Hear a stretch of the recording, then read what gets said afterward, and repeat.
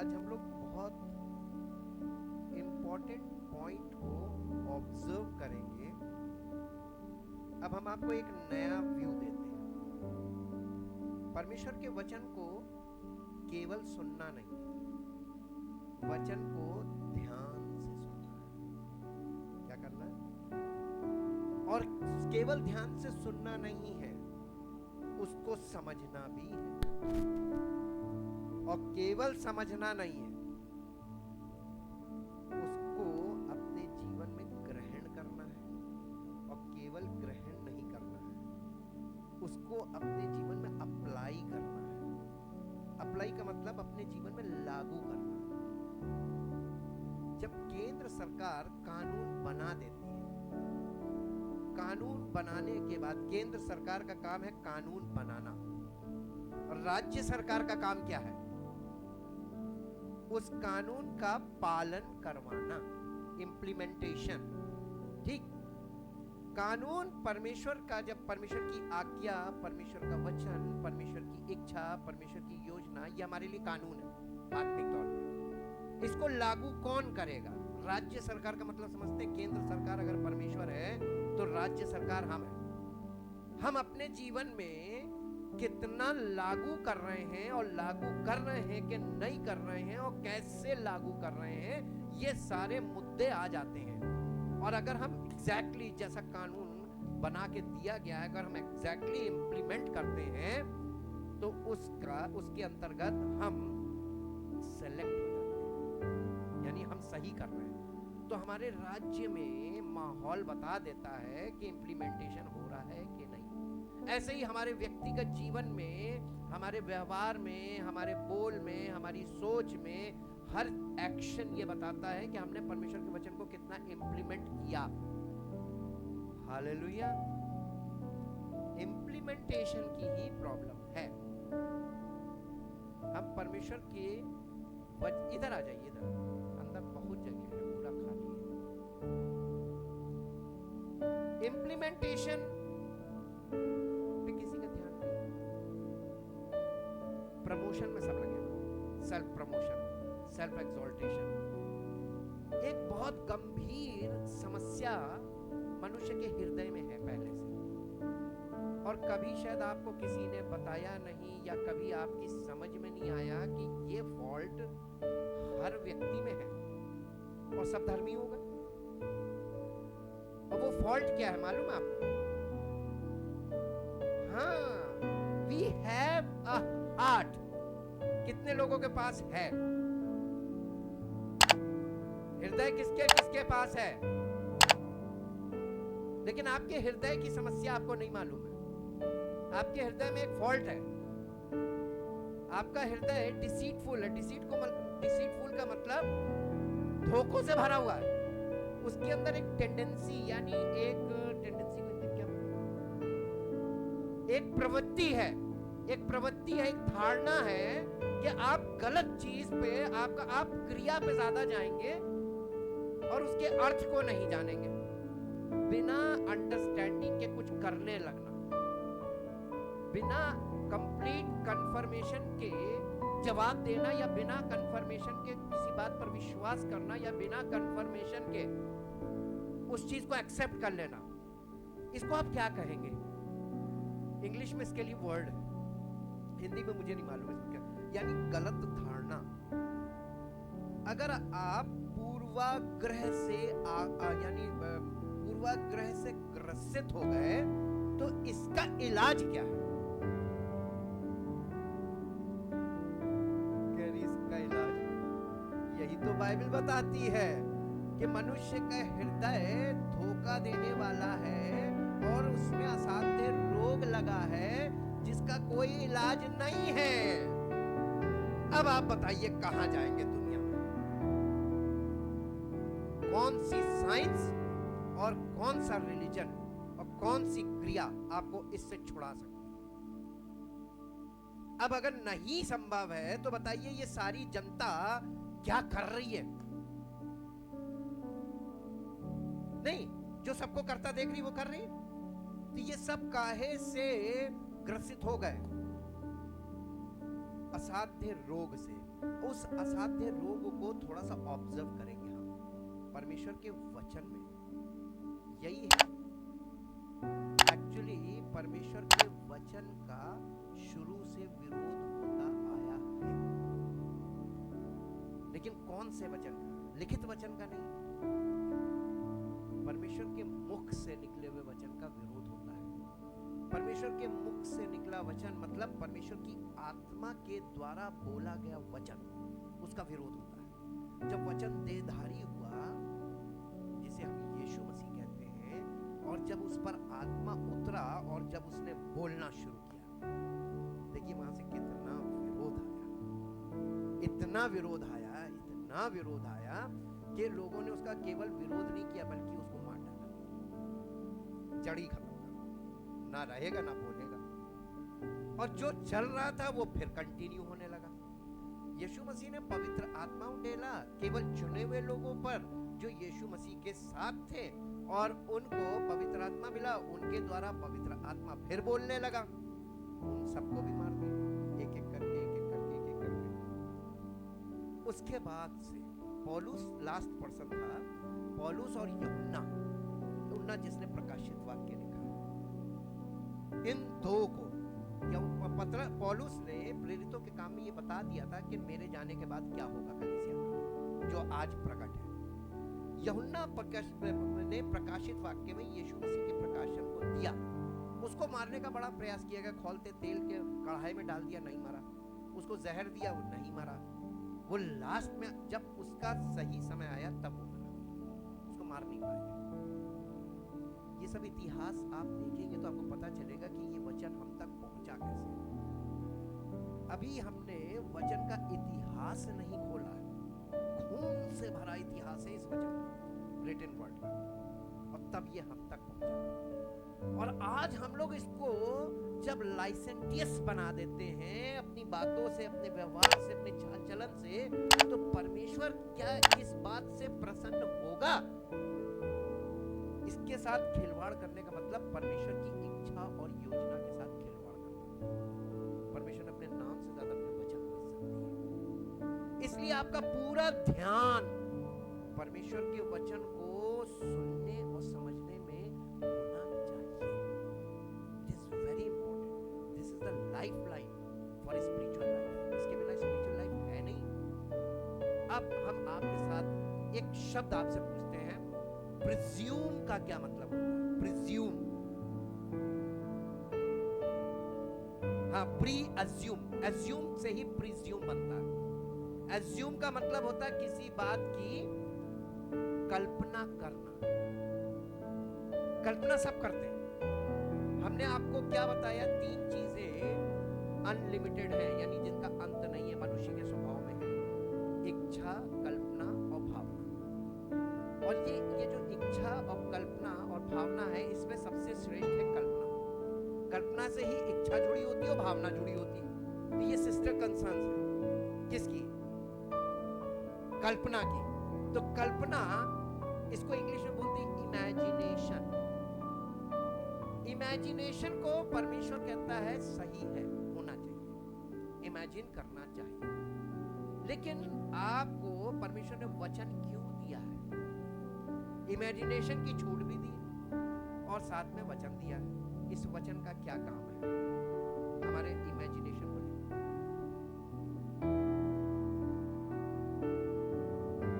हाँ, हमारी कल्पना की बाउंड्री बनाई है इस वचन ने।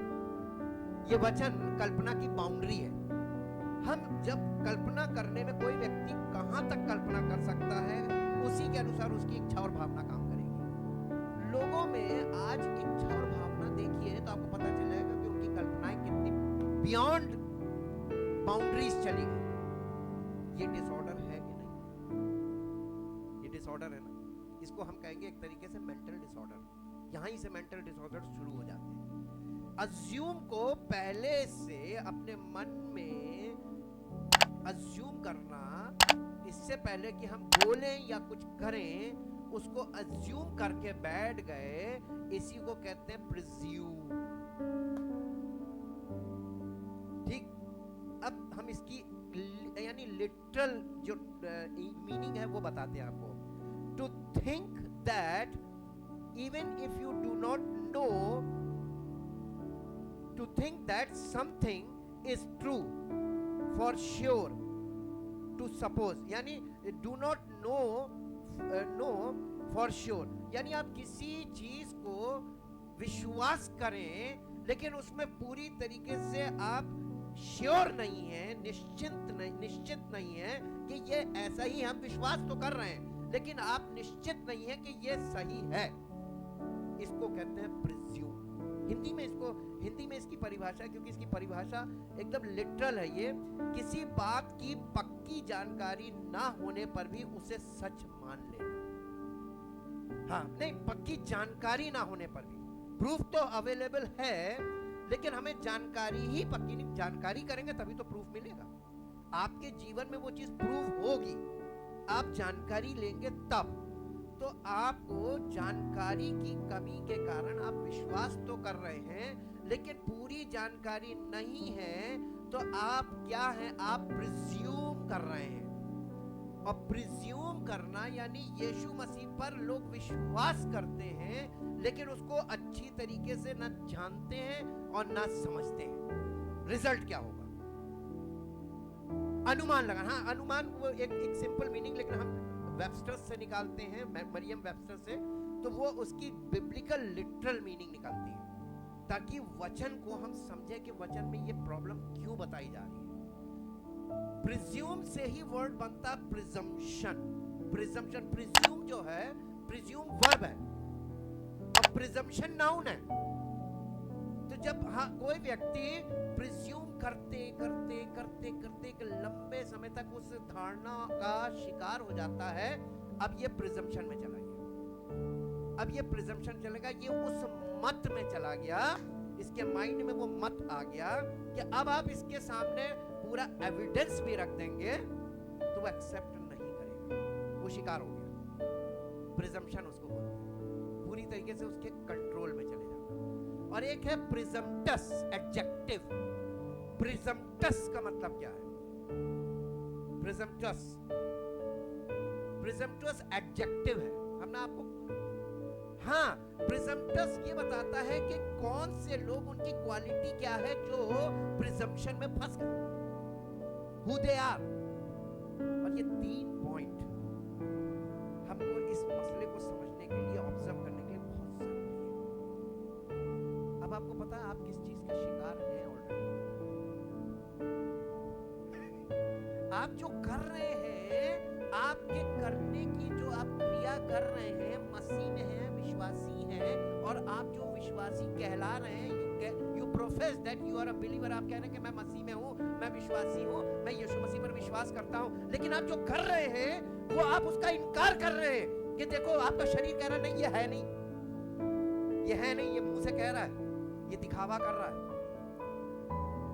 दाऊद बहुत सच्चा व्यक्ति था और दाऊद परमेश्वर को बहुत अच्छी तरीके से जानता था। अच्छा, ओल्ड टेस्टामेंट से अगर आपको सीखना है, एग्जाम्पल के लिए दिया गया ना, नए नियम में लिखा है, ये बातें पवित्र शास्त्र हमारे एग्जाम्पल और स्टडी के लिए। मैं आपको आज एक एग्जाम्पल दिखाता हूँ। मेरे साथ निकालिए न्यायों की पुस्तक। इसके एग्जाम्पल थोड़ा सा टफ है लेकिन आपको समझ में आएगा। न्यायों की पुस्तक, उसका 16 अध्याय, 16 अध्याय का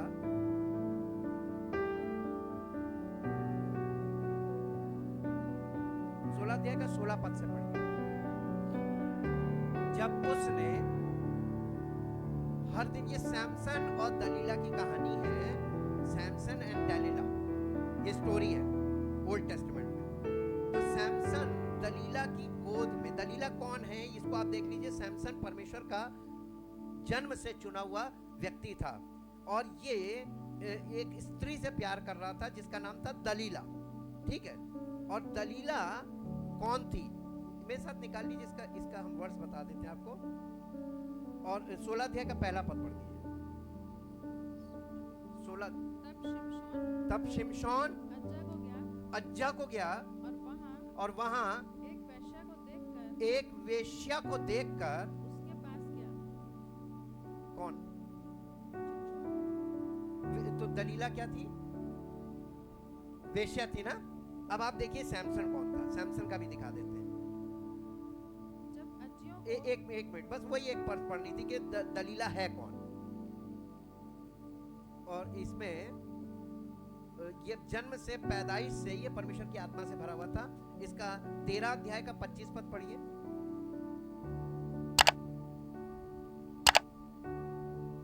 अध्याय और यहोवा का आत्मा सोरा और अश्ताओल, ये दोनों जगह का नाम है, सोरा और अश्ताओल के बीच मेहनतान में उसको उभारने, किसको? सैमसन को। Samson is a person full of the Holi spirit. इसके ऊपर पवित्र आत्मा उतरता था। उस समय पवित्र आत्मा अंदर रहता नहीं था, पर परमेश्वर का आत्मा चुने हुए लोगों पे उतरता था। ये नजीर होते थे। नजीर मतलब जब ये पैदा होने से पहले परमेश्वर उनके माँ बाप को बताता था, ये जो संतान है इसके सर पे उस तरह मत फिराना, क्योंकि ये नजीर है, परमेश्वर का चुना हुआ, और इसको परमेश्वर ने चुना है, और इस पर परमेश्वर का आत्मा उतरता है। A person who is chosen by God for the vessel of the Holy Spirit, वो व्यक्ति किससे प्यार करने लगा? वेश्या से। क्या ये परमेश्वर की दृष्टि में सही था? लेकिन सैमसन को पता ही नहीं था कि वो कर क्या रहा है। इस बात के बावजूद के परमेश्वर का आत्मा उस पर उतरा था। माँ बाप ने उसको ऐसा पालन पोषण किया था कि उसको मालूम है कि ये नजीर है, उसके उस तरह नहीं फिरा था। अब फिर वापस आ जाइए 16 पद से पढ़िए। सो जब उसने हर दिन बातें करते करते उसको तंग किया और यहां तक हट किया कि उसके नाकों में दम आ गया, तब उसने यानी सैमसन ने दलीला को अपने मन का सारा भेद खोल कर कहा, मेरे सिर पर छुरा कभी नहीं फिरा, क्योंकि मैं मां के पेट से ही परमेश्वर का नजीर हूं, यानी चुना हुआ हूं। यदि मैं मूड़ा जाऊं तो मेरा बल इतना घट जाएगा कि मैं साधारण मनुष्य सा हो जाऊंगा। इसका मतलब ये असाधारण व्यक्ति था, क्योंकि परमेश्वर का चुना हुआ था और परमेश्वर की आत्मा इस पर उतरती थी। बहुत ध्यान से सुनिएगा, बड़े बड़े स्पिरिचुअल लोग, आपके लिए और हमारे लिए बहुत बड़ा मैसेज है यहाँ पर। हम लोग कई बार घमंड करते हैं, परमेश्वर के वचन को जानकारी का ही घमंड करते हैं, लेकिन इस व्यक्ति को तो परमेश्वर ने चुना था, परमेश्वर का आत्मा इस पर बल से उतरता था और ये असाधारण था। आप घर में जाके इसकी कहानी पढ़िएगा, ये क्या क्या चीजें सब तोड़ देता था, कोई इसको काबू में नहीं कर सकता था, इतनी शक्ति थी इसके शरीर में। और इसने एक स्त्री के यानी जाल में फंसकर, डिसेप्शन यही होता है, आप पता नहीं कौन सी चीज आपको मोहित कर ले। दलीला कुछ भी हो सकती है, दलीला कोई वस्तु भी हो सकती है जो आपको लोभित कर ले, वश में कर ले। दलीला आपके जीवन में कोई विचार हो सकता है, आपकी मानसिकता, आपकी धारणा, ये सब दलीला है। दलीला किस दलीला की गोद में आप हैं, परमेश्वर आपके जीवन से देखेगा। बहुत दलीलाएं हैं जो आपको लोभ में ले जाएंगे, आपको अपने वश में कर लेंगे, प्रेम दिखाकर। आज बहुत से लोग आपको बहुत प्यार दिखाएंगे, दलीला जो बहुत प्यार दिखाता है। परमेश्वर के वचन में लिखा, बैरी अधिक चुम्बन। दलीला उसे बहुत प्यार दिखा रही थी, लेकिन करती नहीं थी, और उसने उसको अपने बल का भेद बता दिया कि मेरा महाबल का भेद क्या है, बाल जी। इसके अंदर एक प्रिजम्पशन काम कर रहा था, ये प्रिजम्पशन में था, ये प्रिजम्पशन का शिकार हो गया था, प्रिज्यूम कर रहा था। इसके प्रिज्यूम क्या कर रहा था, आगे पढ़िए। ये देखकर उसने अपने मन का सारा भेद मुझसे कह दिया कि उसने अपने मन का सारा भेद मुझसे कह दिया है। दलीला ने पलिश्तियों के सरदारों के पास कहला भेजा, दलीला ने पलिश्तियों के सरदारों के पास कहला भेजा कि अब की बार फिर आओ, कि अब की बार फिर आओ, क्योंकि उसने अपने मन का सब भेद मुझसे बता दिया। क्योंकि उसने अपने मन का सब भेद उसने बता दिया है। आपके मन का भेद निकालने के लिए शत्रु आपको जाल फेंकेगा, किसी ना किसी तरीके से इसके मन में क्या है ये प्रकट हो जाए जी। तब पलिश्तियों के सरदार हाथ में रुपया लिए, ये रुपया किसके लिए ला रहे थे? दलीला के लिए। घूस थी, यीशु मसीह को पकड़वाया किसने पकड़वाया था? एक दूर का व्यक्ति था जो यीशु मसीह को हल्के से जानता था। अरे किसी ने ऑब्जेक्शन नहीं किया? स्ट्रॉन्ग एजिटेशन होना चाहिए था मेरे हिसाब से। नहीं, हम बोलते बोलते कुछ ऐसा बोलेंगे, आप देखते कंसंट्रेशन कहां है। यीशु मसीह को किसने पकड़वाया था? अरे कौन सा चेला जिसके हाथ में फाइनेंस रहता था, फाइनेंस मिनिस्टर, क्यों पकड़वाया था? उसने कहा यीशु मसीह हट जाइए, फाइनेंस तो मेरा है। जिसके हाथ में धन होता है ना, वो यीशु मसीह को पकड़वाता है। जी, पैसे के लालच में किया था उसने, 30 चांदी के सिक्कों में बेच दिया था उसको। जी आगे पढ़िए। तब उसने उसको अपने घुटनों पर सुला रखा था। तब उसने, किसने? दलीला ने सैमसन को घुटनों पर सुला रखा था। जी, और एक मनुष्य बुलवाकर, और एक मनुष्य बुलवाकर उसके सिर की सातों लटें मुड़वा डाली। उसके सिर की सातों लटें मुड़वा डाली। जी, और वह उसको दबाने लगी, और वो उसको दबाने लगी, और वह निर्बल हो गया। और वो निर्बल हो गया। पहले उसने खुद चेक किया, इसके बाद ताकत है कि गई। जी, तब उसने कहा, हे शिमशोन, फलिश्ती तेरी घात में है। तब वह चौंक कर सोचने लगा, तब वो चौंक कर सोचने लगा कि मैं पहले की नाई बाहर जाकर झटकूंगा। ये प्रिज्यूम है। तब वो अपने मन में प्रिज्यूम करने लगा, मैं पहले की नाई बाहर जाकर अपने आप को झटकूंगा। वह तो न जानता था, वो ये नहीं जानता था, यहोवा उसके पास से चला गया। जब परमेश्वर की उपस्थिति आपके अंदर से चली जाएगी, आपको कभी नहीं पता चलेगा। आई तो आपने उसके अकॉर्डिंग जीवन नहीं जिया, उसके अकॉर्डिंग विचार नहीं किया, आपने उसके वचन में ध्यान नहीं किया। परमेश्वर, जब आप यीशु मसीह पर विश्वास करते हैं, पापों की क्षमा उसी समय पवित्र आत्मा मिल गया। लेकिन फिर क्या होता है? क्यों? क्योंकि आप भी दलीला के पीछे पीछे भागने लगते हैं। पवित्र आत्मा फिर चला, छोड़ो, टाइम वेस्ट मत करो। बहुत से भूखे प्यासे लोग ढूंढने जाओ। हालेलुया। आज आपको भीड़ कौन सी दिख रही है? दलीला की गोद में सोए वाले लोग सब दिख रहे हैं ना? किसी को पता नहीं। और परमेश्वर की, उसको ये पता ही नहीं चला कि परमेश्वर उसको छोड़कर चला गया। जी, तब फलिश्तियों ने उसको पकड़कर लो, सबसे पहले क्या किया? विजन खत्म कर दिया। स्पिरिचुअली देखिए तो आपका विजन पहले, ये मत देखो, ये देखो। हाँ, वो स्पिरिचुअल डार्कनेस आ गई। अब तुम अपने मन के अंदर कितना भी ज्ञान रखे हो, ज्ञान किसका? इसीलिए यीशु मसीह ने इफिसुस की कलीसिया को जो चिट्ठी लिखी है, प्रेरितों प्रकाशित वाक्य में, उसने कहा मन फिरा नहीं तो मैं आकर दीपदान हटा दूंगा, यानी आत्मिक प्रकाश हटा दूंगा, अंधेरे में टटोलते फिरो। कलीसियाओं की यही कंडीशन जी। हाँ, और उसे अज्जा को ले जाकर पीतल की बेड़ियों में जकड़ दिया, और वो बंदी गृह में चक्की पीसने लगा। कहाँ गया शक्ति, कहाँ गई पावर? कई बार लोग ये पूर्वाग्रह से अपने भरे हुए हैं, हर प्रकार का गलत विचार, गलत व्यवहार, गलत धारणा, गलत मनसा, सब कुछ है। उसके बाद कहते हैं हम प्रार्थना करेंगे, हो जाएगा। ये क्या है? यही है प्रिज्यूम करना। आप सोचते हैं कि आपकी प्रार्थना सुन ली जाएगी? नहीं। इंग्लिश में पढ़ दो बेटा। 16 And when she pressed him day after day with her words and urged him, he was vexed to death. Then he told her all his might and said to her, a razor has not come upon my head, for I have been a Nazarite to God from my birth.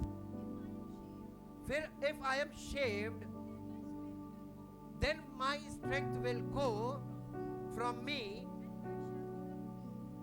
I shall become weak and be like any other man. And when Delilah saw that he had told her all his might, she went and called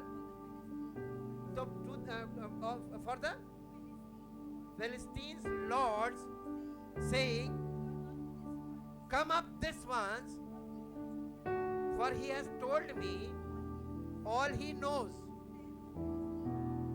Then the Philistines' lords came up to her and brought the money in their hands. And she made Samson sleep upon her knees, and she called a man and caused him to shave off the 7 braids of his head. Numbers पे ध्यान दीजिएगा, परमेश्वर के साथ आत्मा। 7 braids of his head। Ji. Then she began to torment Samson, and his strength went from him. She said, "The Philistines are upon you, Samson." And he awoke out of his sleep and said, "I will go out as I," यानी इसकी आदत पड़ गई थी, ये रोज यही करता था, रोज झूठ बोलता था और अपने आप को झटक देता था, गलत काम करता था, अपने आप को झटक देता था और पावर फिर आ जाती थी। इसकी आदत पड़ गई। कई बार लोगों की आदत पड़ जाती है, गलत करते जाएंगे प्रार्थना कर रहे हैं, गलत करते जाएंगे प्रेज एंड वर्शिप कर रहे हैं, गलत करते जाएंगे प्रचार कर रहे हैं, आदत पड़ गई जी। And shake myself free, मैं अब जाके बाहर अपने आप को झटकूंगा, मैं अपनी पावर फिर से आ जाऊंगा जी। For Samson did not know that the Lord had departed from him, but the Philistines laid hold of him, poured out his eyes, and brought him down to Gaza, and bound him with bronze fetters, and he ground at the mill in the prison। चक्की पीसता जी, बंधन बना लिया। एक और जगह चलिए, आपको मिलेगा आपका गिनती की पुस्तक, the book of numbers chapter 15, chapter 14 है और उसका 39 से पढ़िए, चैप्टर 14 वर्स 39। तब मूसा ने ये बातें सब इजराइलियों को कह सुनाई और वे बहुत, यानी परमेश्वर का वचन सुना, उसकी आज्ञाएं सुनाई तो वे बहुत विलाप करने लगे जी। वे सवेरे उठकर ये कहते हुए पहाड़ की चोटी पर चढ़ने लगे कि हमने पाप किया है, परंतु अब तैयार हैं और उस स्थान को जाएंगे जिसके विषय यहोवा ने वचन दिया था। तब मूसा ने कहा, तुम यहोवा की आज्ञा का, अब यहां पे बताइए उल्लंघन क्या है। सिचुएशन आपके सामने, उन लोगों को जब परमेश्वर का वचन सुनाया गया, आज्ञाएं सुनाई गई कि तुम गलत हो, तुम गलत हो, उन्होंने रियलाइज किया कि हम गलत हैं। ठीक, अब वो सवेरे उठकर पहाड़ के ऊपर चढ़ने लगे वहां लड़ाई के लिए कि हम परमेश्वर की ओर से जाएंगे और वो दुश्मन की सेना से लड़ेंगे और परमेश्वर की आज्ञा मान रहे हैं। ये उसको ये उनका ये था कि हम उसकी आज्ञा मान रहे हैं, हाँ? लेकिन मूसा उनको क्या कह रहा, वो कह रहा तुम परमेश्वर की आज्ञा को उल्लंघन क्यों करते। अब बताइए उल्लंघन क्या है, अब बताइए उल्लंघन क्या है, किसी को नहीं समझ में आया। लोग वही तो कहते हैं, बाइबल पढ़ते हैं कितनी बार, अरे तुम 1000 बार भी पढ़ दोगे इसमें से कुछ नहीं मिलेगा। यहां पे आज्ञा का उल्लंघन क्या है, आगे पढ़ दीजिए, भी आपको मसला समझ में आ जाएगा। ये तुम्हारा वहां ऊपर चढ़ के जाना और लड़ना सफल नहीं होगा। क्या था आज्ञा का उल्लंघन? परमेश्वर उन्हें छोड़ के चला गया। नहीं नहीं, ये और आगे, ये और आगे, ये जंगल के सफर में परमेश्वर ने कहा था कि कनान में जब तुम प्रवेश करना तो वहां पे जो लोग हैं, जो जातियां बताई गई थी, ये परमेश्वर के विरोधी लोग हैं, इन्हें तुम मारना। तो ये लोग मालूम क्या करते थे? ये लालच करते थे। अरे ये बंदा अच्छा है, ये जानवर अच्छा है, ये बलिदान के लिए रख लो, ये लूटा मारी करते, लालच, ये लालच करते थे और परमेश्वर की आज्ञाओं को डाइल्यूट करते थे। और क्या एक्सक्यूजेस क्या देते थे? जब वो पूछा कि ये तुमने जानवर क्यों बचा लिए, ये तो परमेश्वर को भेंट चढ़ाने के लिए, बलिदान चढ़ाने के लिए। इमोशनल ब्लैकमेलिंग परमेश्वर के साथ।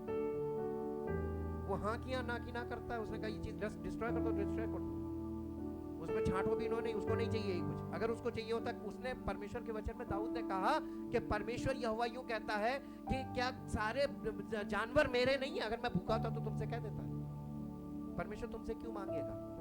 उसी का सब कुछ है।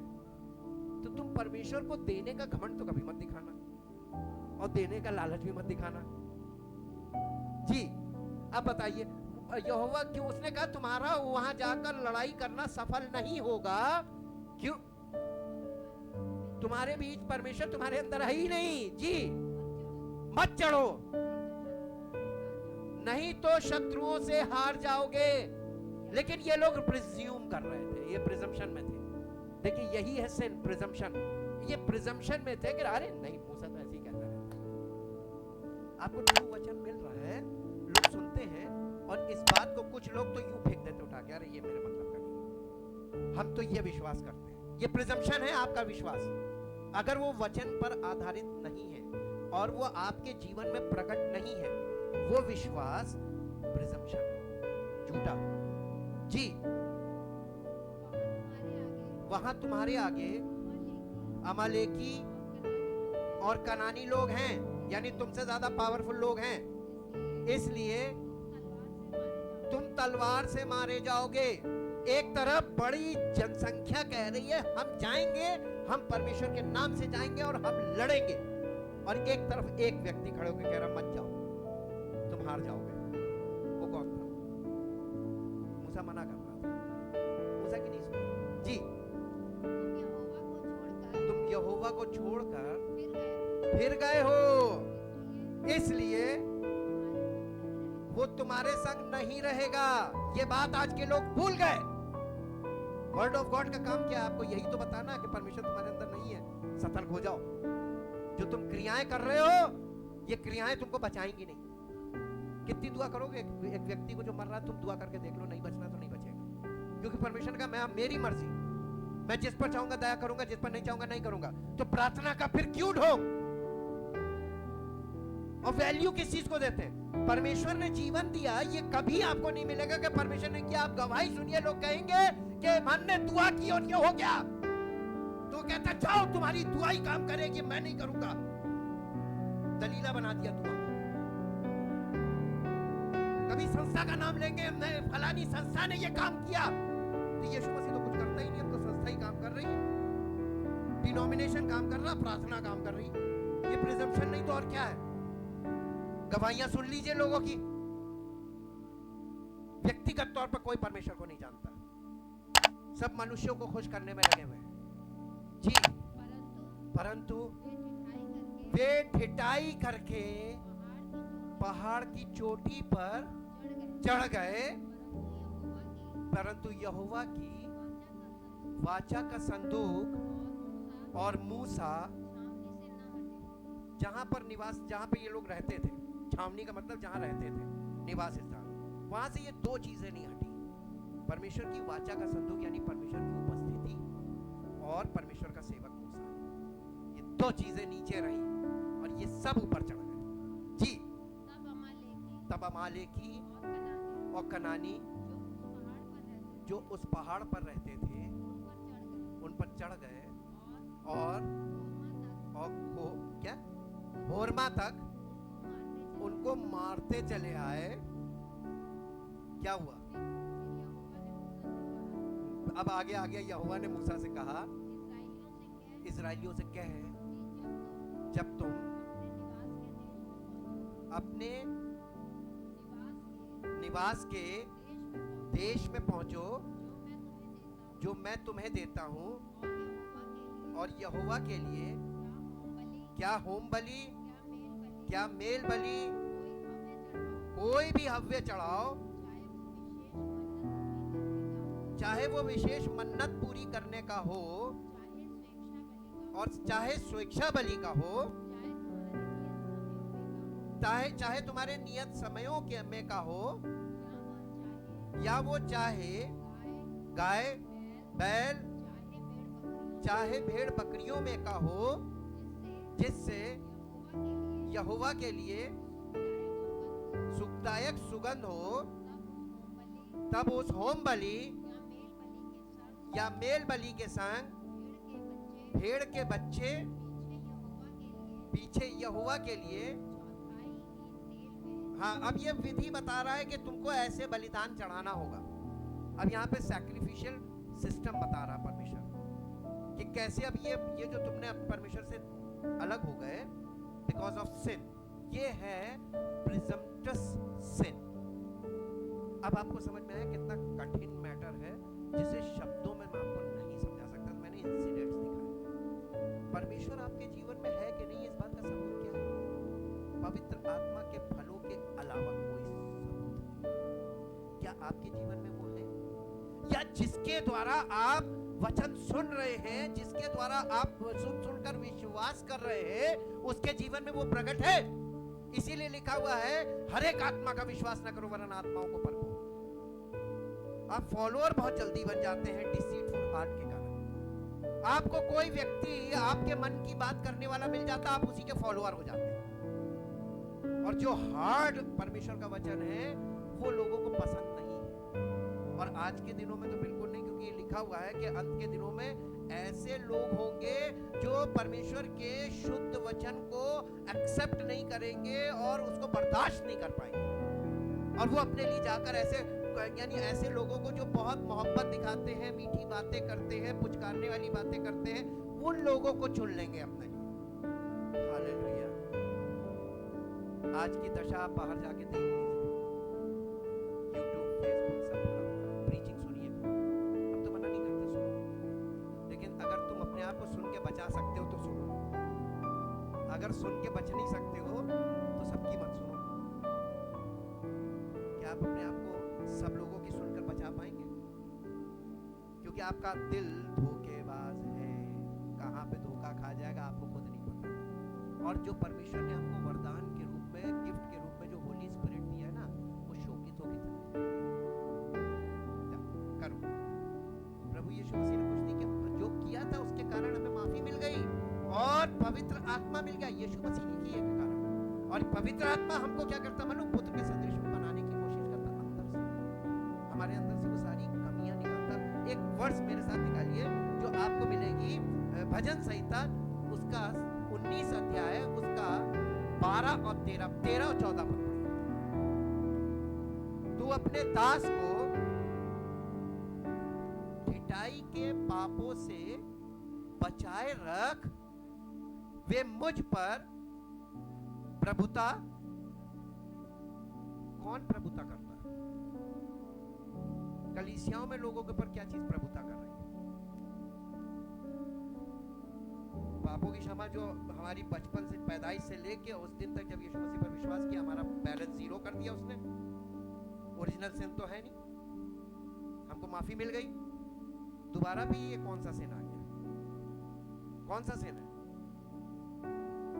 ये? कैसे आ गई? ढिठाई का मतलब क्या होता है? आपको हिंदी में ढिठाई बहुत अजीब सा वर्ड लग रहा होगा, इंग्लिश में लिखा हुआ है ना।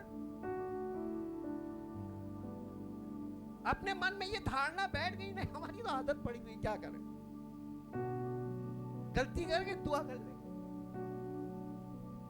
यानी गुनाह करो दुआ करो, गुनाह करो दुआ करो। तुमने तो डर्रा बना लिया। ढिठाई का मतलब क्या होता है? डर्रा बना लेना, फॉर ग्रांटेड।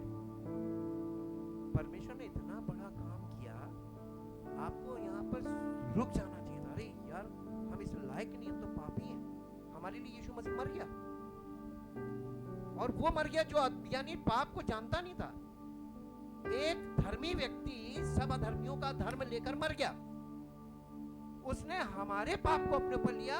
हमारे लिए कोई जाकर हमारे ऊपर मृत यानी मर्डर का केस लगा हुआ, और कोई हमारी जगह जाकर वहां अपीयर होकर कहे कि ये पाप मैंने किया, मुझे सजा दी है, और मेरे लिए वो फांसी चढ़ जाए, तो हमको क्या लगेगा?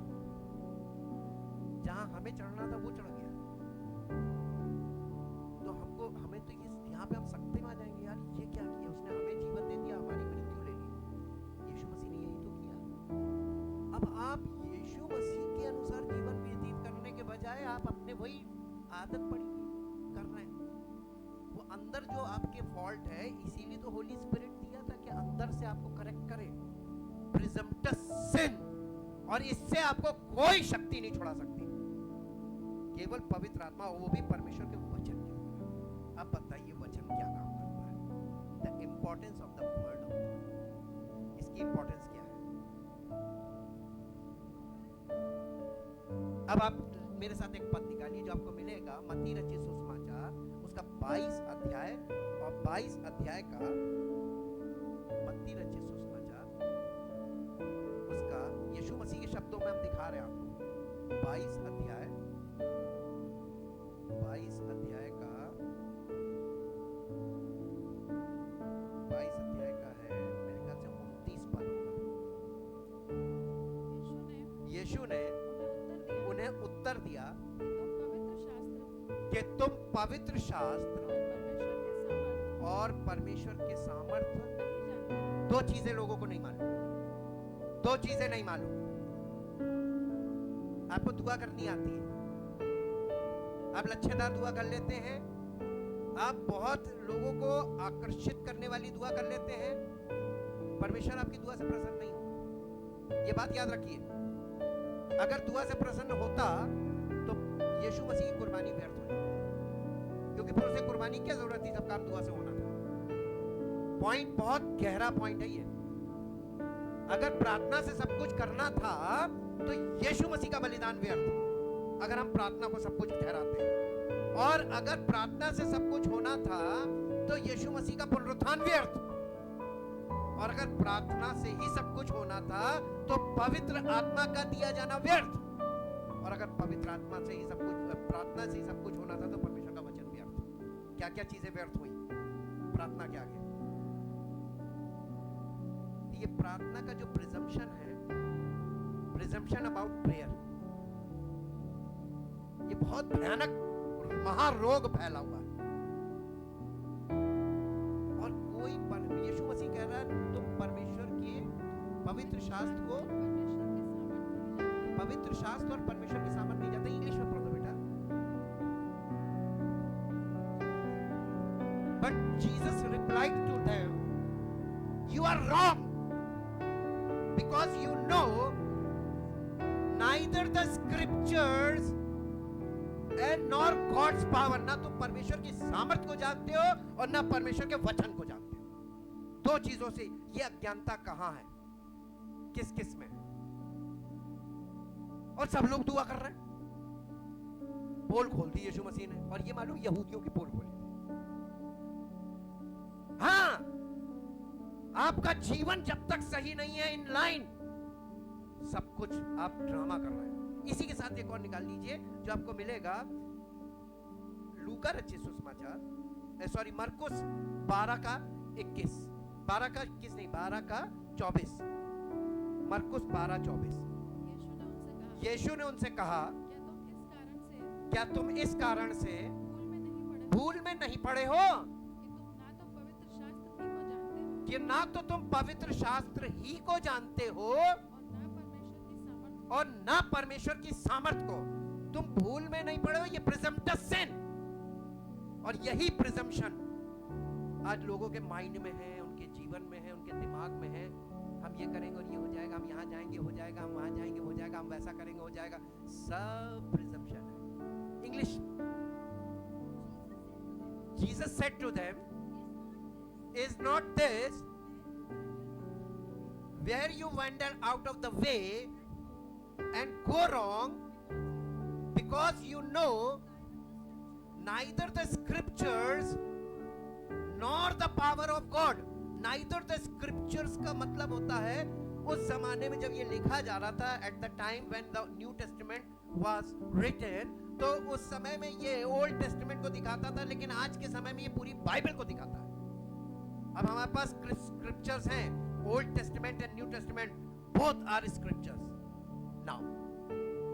और तुम परमेश्वर के वचन को शुरू से आखिर तक समझ गए? नहीं। तो क्या कर रहे हैं लोग? वचन को निरादर कर रहे हैं, परमेश्वर की सामर्थ का निरादर कर रहे हैं, परमेश्वर की इच्छा का निरादर कर रहे हैं, परमेश्वर की योजना का निरादर कर रहे हैं। और इस तरीके की सिस्टम काम कर रहा है, प्रिजम्पटस सिन।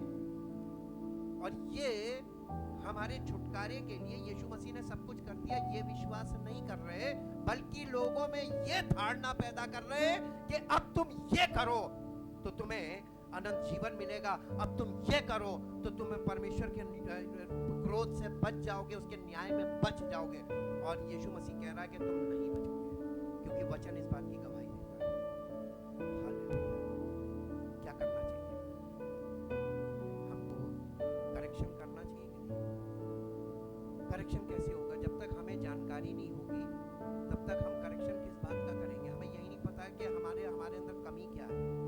इसीलिए परमेश्वर के वचन का आदर करिए और वचन को बहुत ध्यान से सुनिए, समझिए और उसको ग्रहण कीजिए और उसको अपने जीवन में लागू कीजिए, ताकि आपको ये पता चले कि हमारी एरर्स केवल परमेश्वर के वचन और पवित्र आत्मा की सामर्थ के बिना नहीं निकल सकती। Thank you, thank you, thank you, thank you, thank you, thank you. परम पिता परमेश्वर, हम आपका बहुत धन्यवाद करते हैं। आपका एक एक वचन ताया हुआ, ट्राइड एंड टेस्टेड। हम इस वचन के लिए जो आपने हम तक पहुंचाया है, ये वचन हम तक पहुंचा, ये बहुत बड़ा आश्चर्य का। और ये वचन हम तक पहुंचा है, हम इसको निरादर ना करें और इसका गलत इस्तेमाल ना करें, इसका मिस इंटरप्रिटेशन ना करें, अपनी बुद्धि से और अपनी समझ से इसका अर्थ ना निकालें, बल्कि पवित्र आत्मा के द्वारा वचन का सत्य जानें और उस सत्य को अपने जीवन में लागू करें, ताकि हम सबका जीवन आपकी इच्छा और योजना के अंतर्गत ऐसा हो प्रभु जैसा आप हमें बनाना चाहते हैं। आपकी मर्जी हम सबके जीवन में पूरी हो और आप ही की महिमा हमारे जीवन से प्रकट हो, ताकि आपके इकलौते पुत्र प्रभु यीशु मसीह की महिमा हम सबके जीवन में प्रकट हो और आपका नाम महिमा पाए। धन्यवाद के साथ